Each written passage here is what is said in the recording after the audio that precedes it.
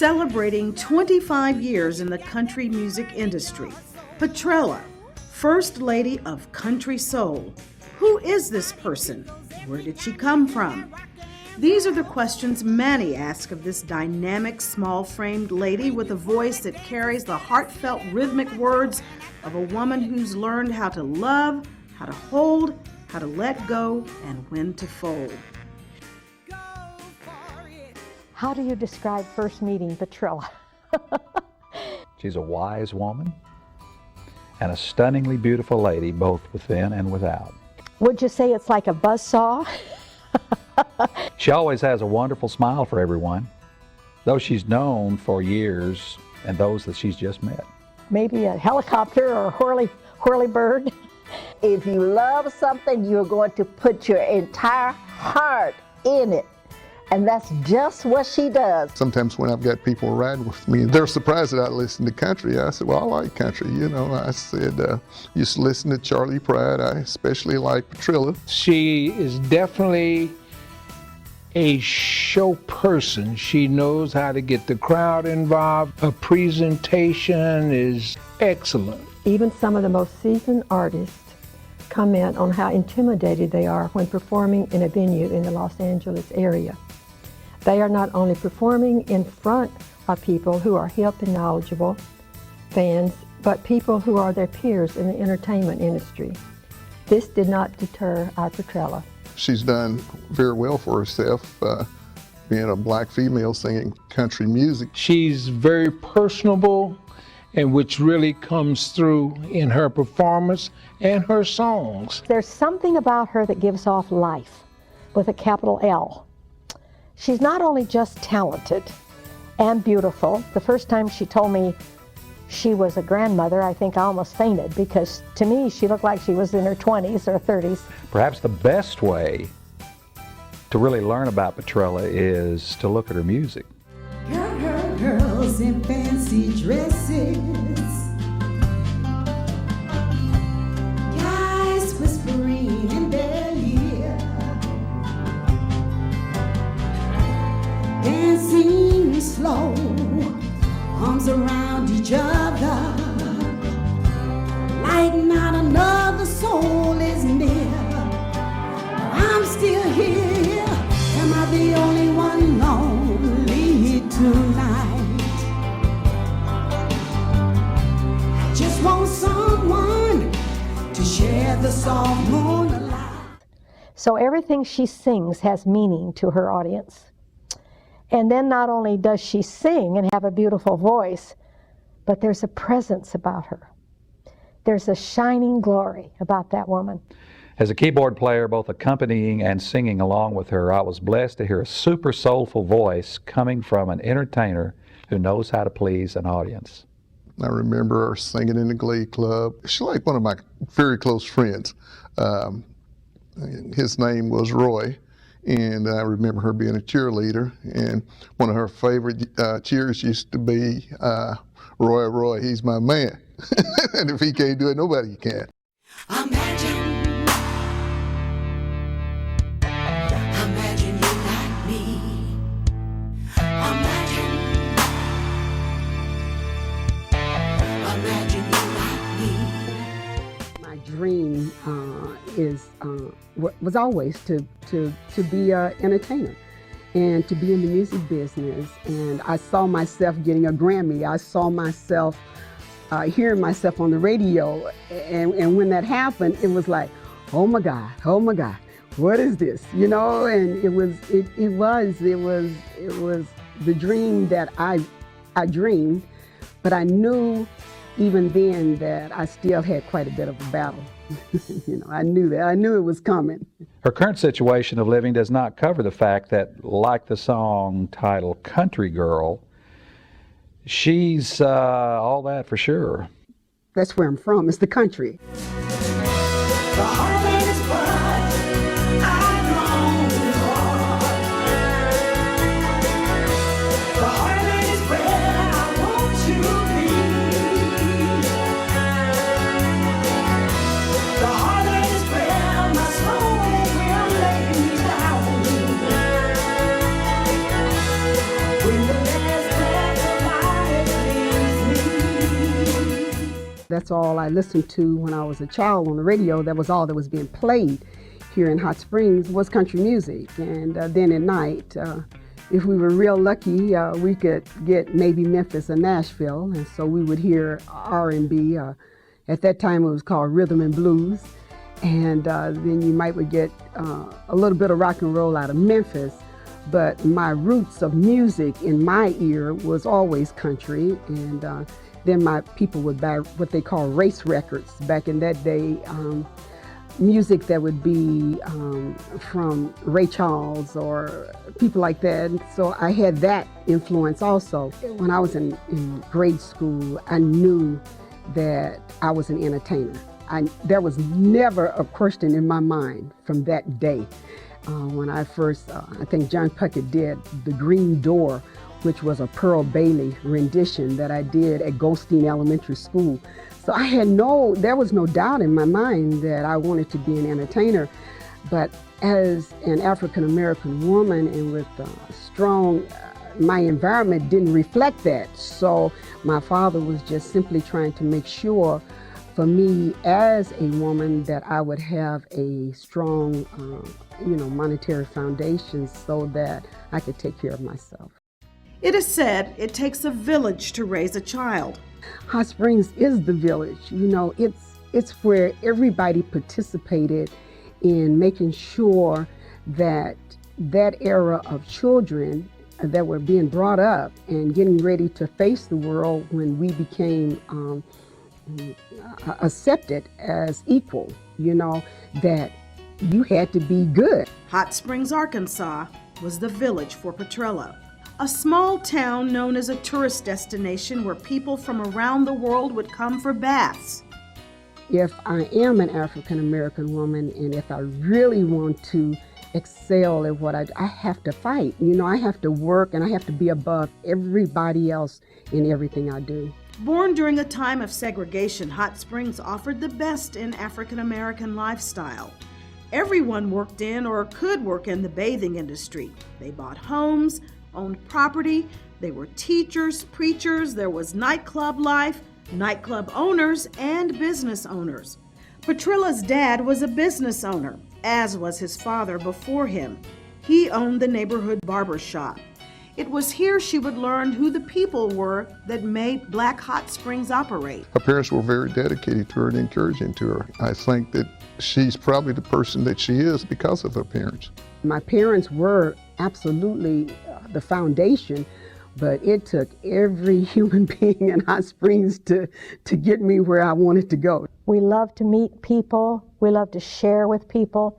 We love our community. Even though she travels a lot, she still loves her community, and she loves her church. It's so apparent that Petrella grew up in a household of faith. Her belief in God is so apparent in the songs found in her gospel CD. Think about these titles. It's No Secret What God Can Do, The Old Rugged Cross, He Touched Me, Down by the Riverside, Joshua, Farther Along, The Blood, and Soon and Very Soon from a spiritual medley. So I cherish the old rugged cross, till my trophies at last I lay it down. I will cling to the old rugged cross and exchange it someday for my crown. Petrella soloed in my church one Sunday, and she sung the old hymn, I Love to Tell the Story, in 3 keys, and one of them was jazzy, and we were just brought to tears. Her voice was so beautiful, and that old song being sung, it just really made our Sunday day. And we were so grateful for her to come and sing in our church. I believe her faith is real because she sings these songs with such an apparent conviction. My Lord, don't move my mountain. Give me the strength to climb. And Lord, don't take away my stumbling blocks, but leave me all around. If her faith came from her upbringing and family, it's apparent in Papa Did a Rain Dance. In order to please the Lord to bring rain, her dad did a rain dance. Papa did a rain dance last night. dancing like a man repossessed, kicking up a storm and calling out to God to help him fix this mess. Papa did a rain dance last night, his arms are reaching for the skies, but the only rain that fell were the tears in Papa's eyes. He had given me piano lessons, and Miss Gardner had given me voice lessons, and Ann Smith had given me etiquette lessons, and I thought that I was definitely headed for the music industry. When I first got out of high school, my father told me he thought it would be better if I majored in business.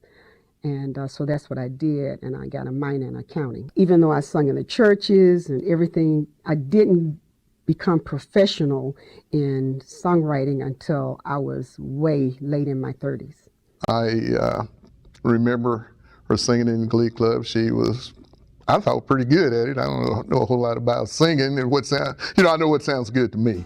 Being an African-American woman, even when I was in corporate, has always motivated me to work exceptionally hard. I always thought that coming from a small town like Hot Springs, Arkansas, I had to be better than most. Anytime you leave from your hometown and you're going to go to work, and I went to work in Detroit, Michigan, I felt like I had to just be exceptional, or else I wouldn't be recognized to be as equal. So I think, again, I'm in a natural environment in that this is the civil rights, after the civil rights era, right afterwards, when I go into the workplace.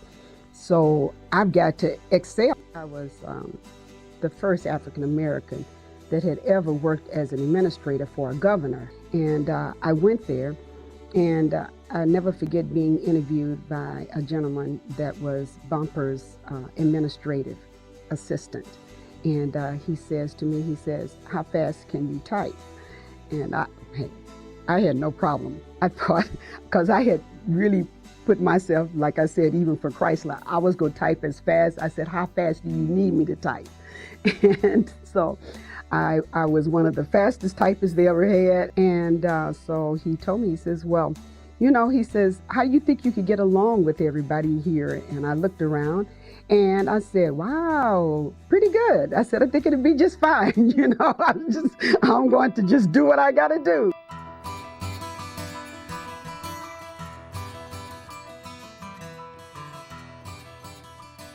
I went to Detroit to try and put together a marriage for my child that I had my senior year of college.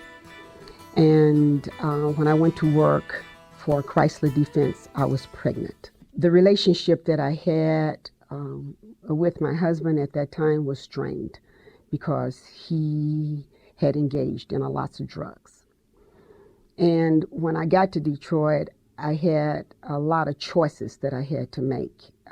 At this time, I'm a grown woman, but yet and still, I'm still naive in actually how do you go past this? How am I going to move forward without losing faith? Dignity. I had just went against all my principles, all my parents' principles, everything. I've got to survive this. I remember.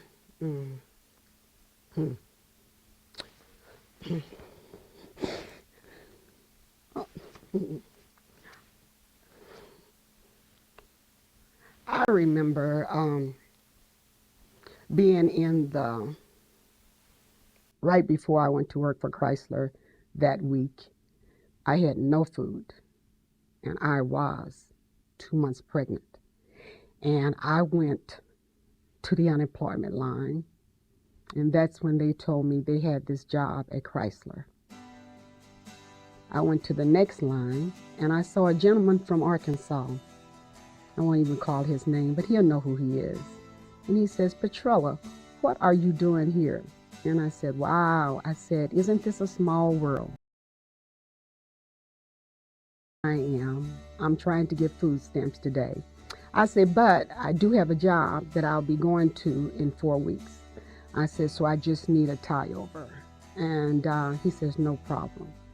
So I kind of thought, I got an angel, and it's nothing that I'm going to do that's not going to have that angel that kind of follows me around. So from that day forward, I just kind of just been pledging. I just go with it. You know, I don't care how hard it is. I figured that was my defining moment, and if this is what it takes, this is what I do. So I just simply went for it. And that's what I do mostly now, is just kind of go for it, you know. And whatever the situation is, this is what you have to do. I've got 2 children, and they're both by my first husband. And my oldest daughter, she's fine. My youngest daughter, she's the one that I was pregnant with in Detroit.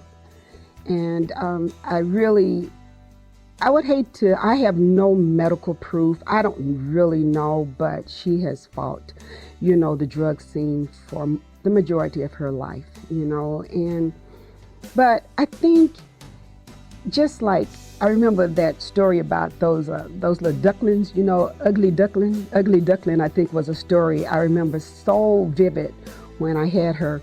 And what it said to me, even though I might have an ugly duckling, I needed to love her the same as I did my other duckling.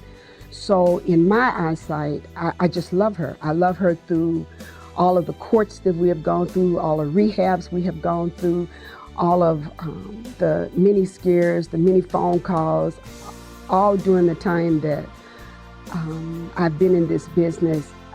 I've written about her in a lot of songs that maybe people probably didn't even recognize those songs. If you have a child that is not able to be so perfect in this perfect world, so we think, you know, whatever its cause is, whether it could be autism or spina bifida or a polio, whatever, it doesn't really matter. That child is a part of you and a part of whatever that love that you had with that child's father, and this is the outcome. So for me, I think it's just important to love people through things, because you can't change things. This is the one thing you must just love about this world, is that you can come real close to cures, but we have very few cures in this world. So we just have to love whatever it is, you know, and just fight through it. Life is full of misery. Dreams are like a memory,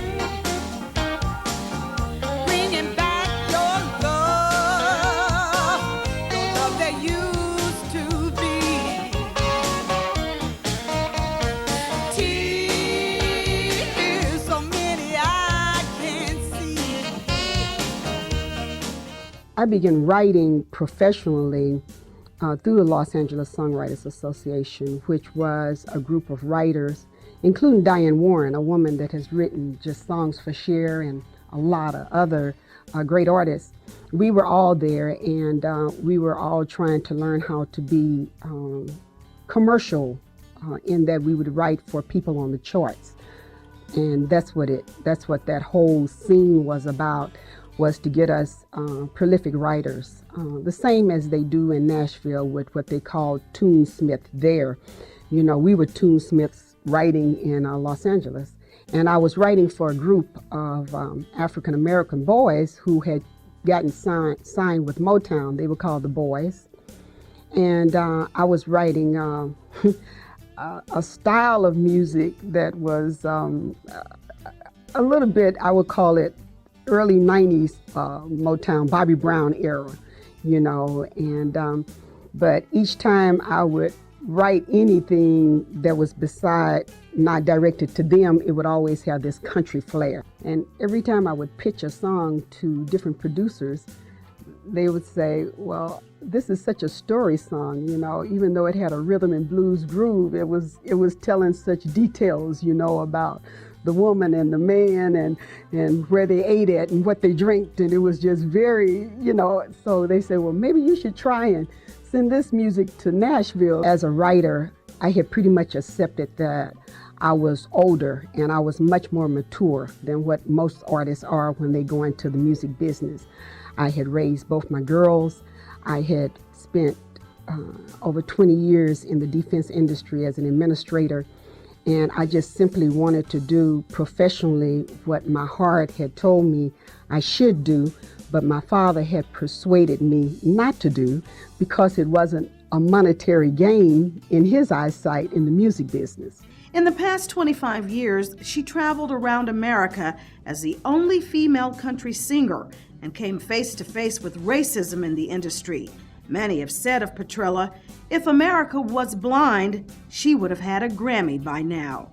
We've got to fight for America so she cannot see the color of my skin and love me just for me. We've got to fight for America so she cannot see and give me the pursuit of happiness that her stars and stripes promise me. There's some obstacles being African American in that particular industry. I remember Charlie Pride. He was there and he got some recognition, but maybe not the recognition that he should have received. Now, he did get some, but it's the politics behind the music industry. I know something about that, and it's who you meet and who you make contacts. Because there are people out here now that can't sing a lick, and they put a big orchestra behind them, and they sound like $1 million. When I went to Nashville to record, I recorded what they call a single. And I was recording for an independent label in Nashville. And I'm not even sure that they really wanted to cut the entire album on me. We have to really understand that this was late '89, okay? And you know, the sound that I was projecting wasn't a twang, so everybody was skeptical. You know, even the charts were skeptical. Well, we're going to put her on the country charts. Yeah, but she can cross over to this, you know, and it was such a debate. And after a while, I think it even became like some type of, it was a dream for Nashville, because I don't think they thought I was real for a long time. I think they thought the NAACP had sent me, and they had all of these weird ideas as to where I came from, you know, instead of the simplicity of the fact that I'm just a woman that sings country music, you know. I'm fixing to leave. I'm fixing to quit. I'm fixing to split. I've been all through for the last time. I'm out of here.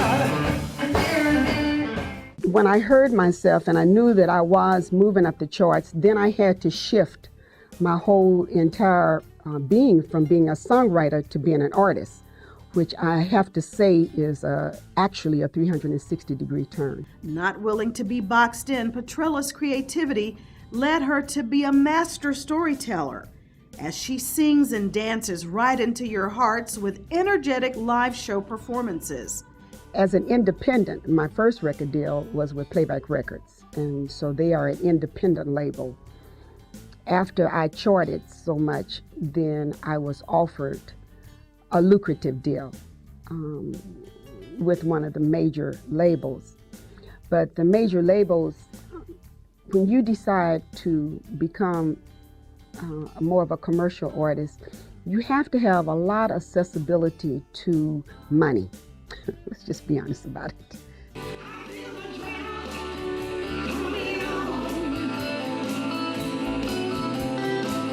$30,000 seemed a small amount for what the future would hold as a commercial artist. But Petrella was soon to find another challenge. She could not raise the money within the village that had sent her forth to conquer the world. The African American community had no discretionary money. It was just not available. And because she was such an oddity, the white community was hesitant.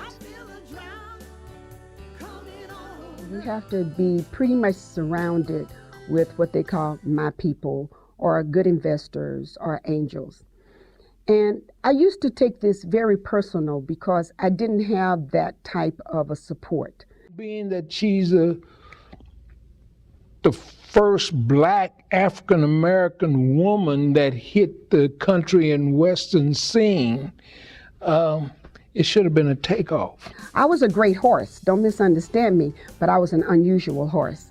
And when you started looking at the numbers for how much of a return am I going to get, I don't think that I was a good enough bet. I just say that. So we didn't take the major deal, and we just continued to make what we call independent deals and independent record deals for each record that we would put out.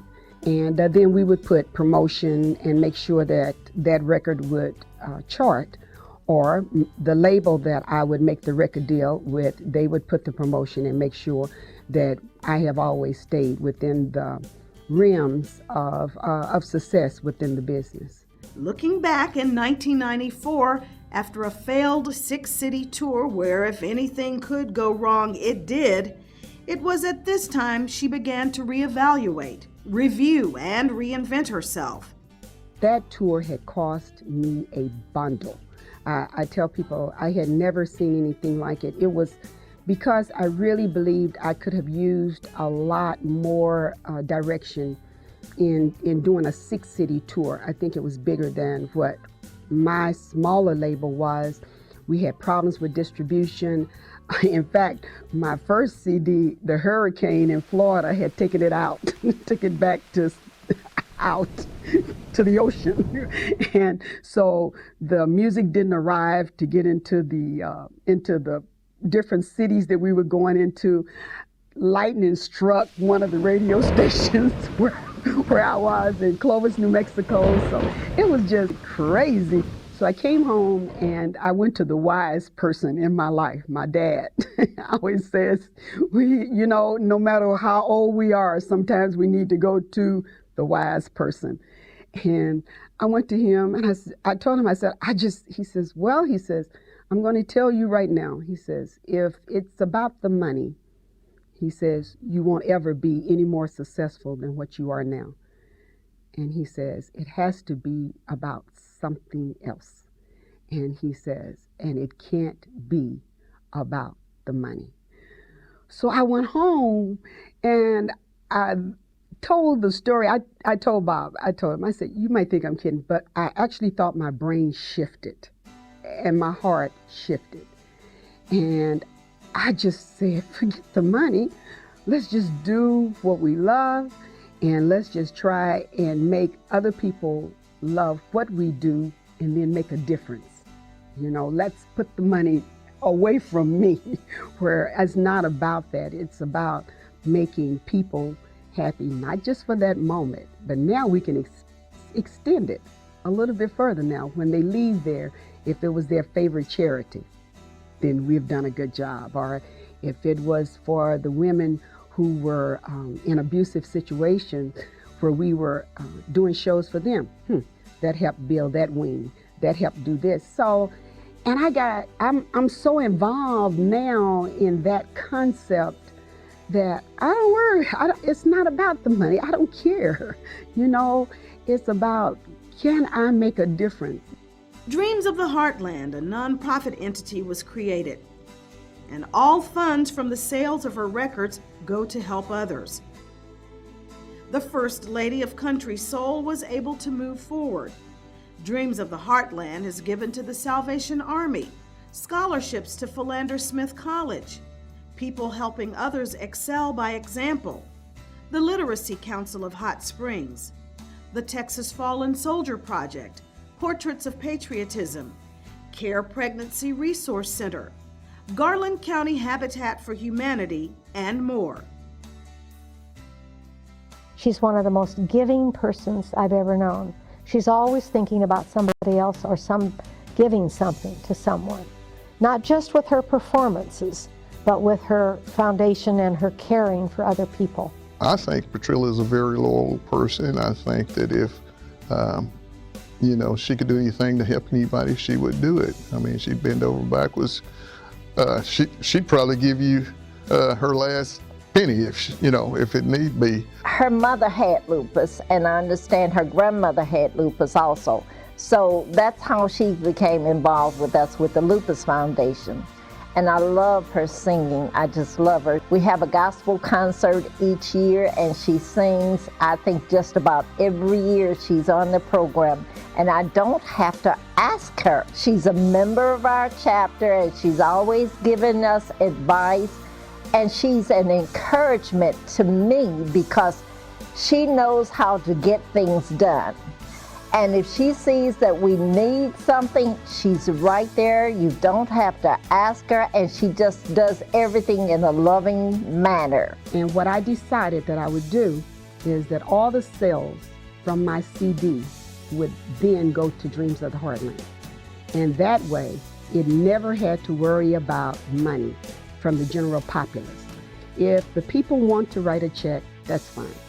But if they don't, it always had the money to be able to support, not on a big basis because I'm not a big selling artist, but enough to feed some kids and to do some scholarships or to help some people who need to get their light bill paid. Or I make sure I take care of everybody's sympathies that I can through Dreams of the Heartland. So it serves its purpose, and it makes me feel good about what I do.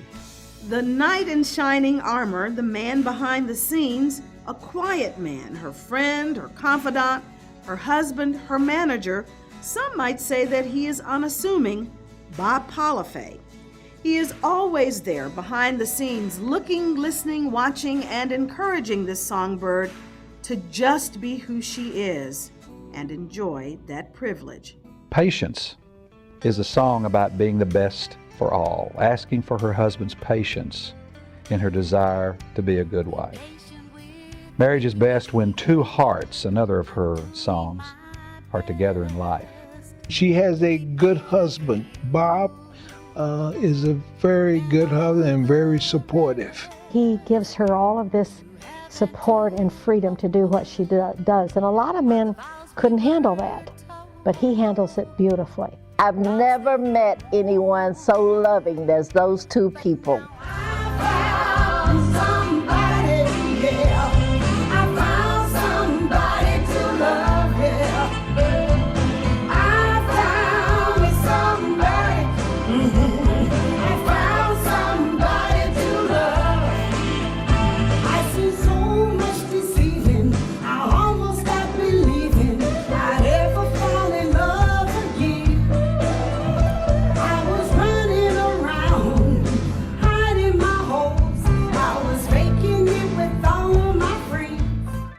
Petrella's first single, I Found Somebody, hit the industry trade publication Cashbox at number 52.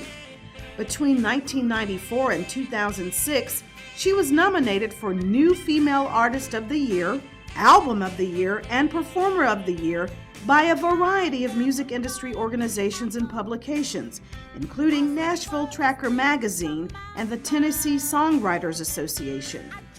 In 2003, she received the Golden Microphone Award and the Producer's Choice Award at the Airplay International King Eagle Award ceremony.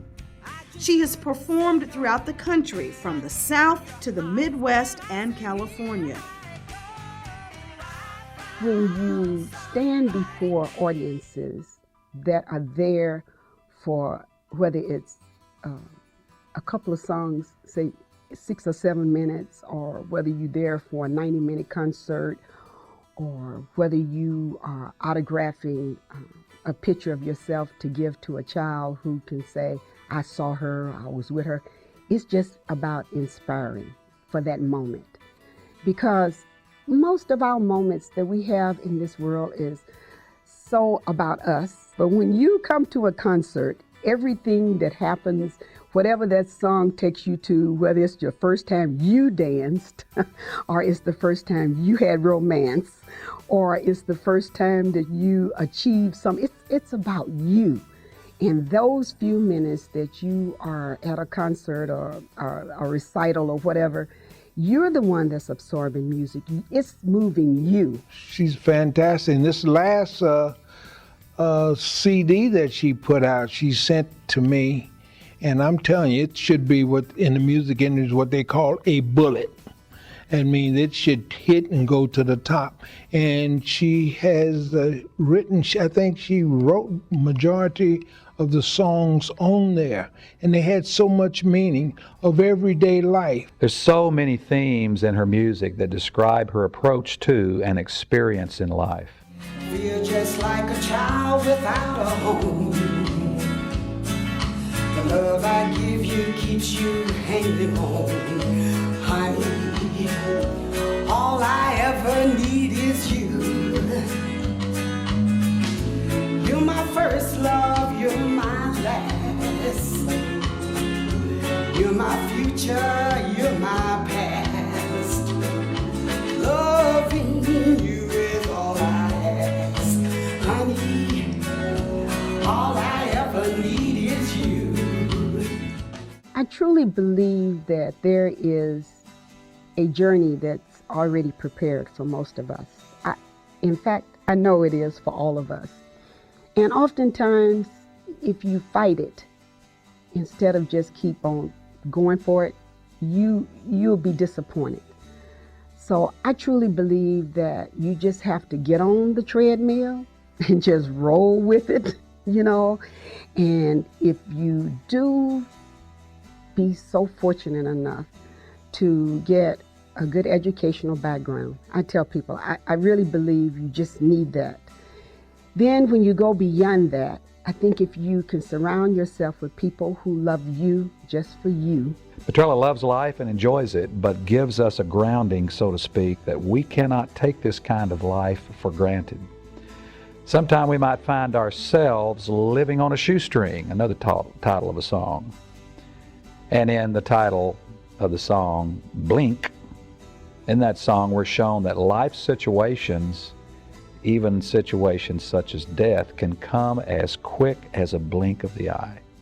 Music Spotlight Wire News celebrates Petrella in an article. She celebrated as a country music artist 6 albums, including her most recent project, 100 Proof Woman, distributed by Warner Music Group.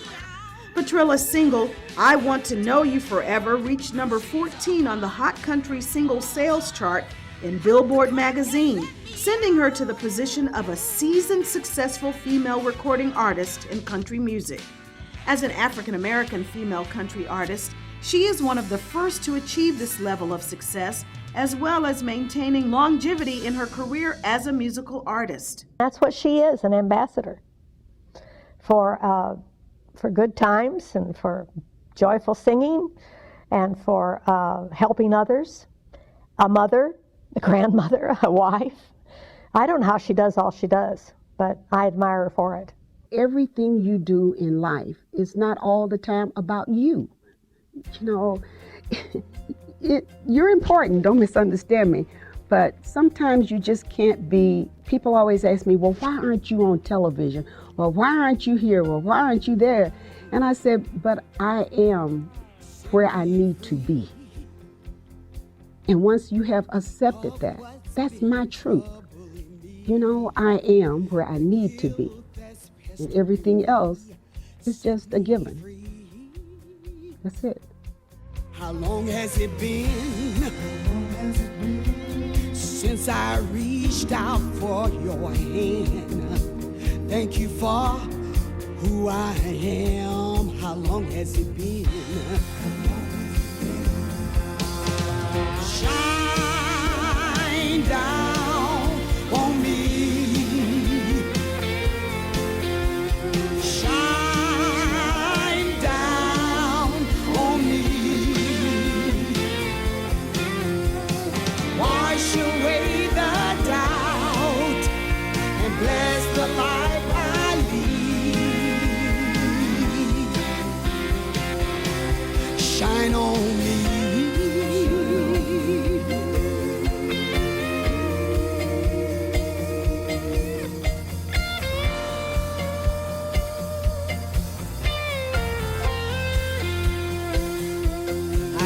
better days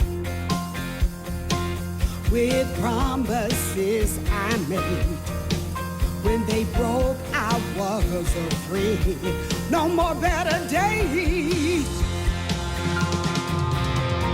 Shine down on me. Shine down on me. Wash away the doubt and bless